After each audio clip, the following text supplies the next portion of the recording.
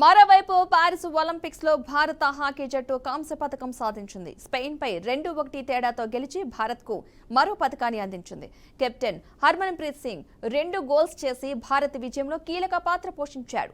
దీంతో ఈ ఒలింపిక్స్ లో భారత్ పతకాల సంఖ్య 4కు చేరింది. తొలి క్వార్టర్స్ లో ఇరు జట్లు గోల్ చేరుకోలేకపోయాయి.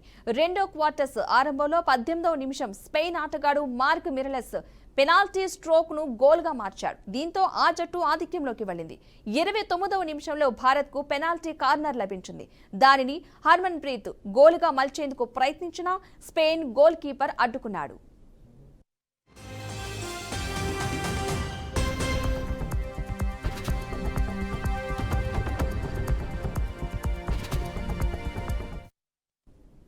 వెంటనే మరో పెనాల్టీ కార్నర్ లభించగా భారత్ దానిని సద్వినియోగం చేసుకుంది. ఈసారి హర్మన్ప్రీత్ ఎలాంటి పొరపాటు చేయకుండా బంతి గోల్ పోస్ట్లోకి పంపి స్కోర్ను 1-1తో సమం చేశాడు.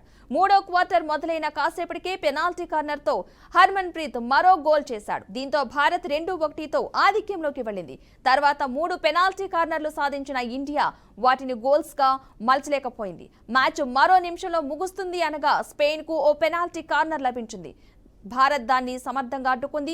ఒలింపిక్స్ లో భారత్ 52 ఏళ్ల తర్వాత వరుసగా 2 కాంస్య పతకాలు దక్కించుకుంది. 2020 టోక్యో ఒలింపిక్స్ లోనూ భారత్ కాంస్యం గెలిచింది. అంతకుముందు 1968, 1972లో టీమిండియా కంచు మోగించింది.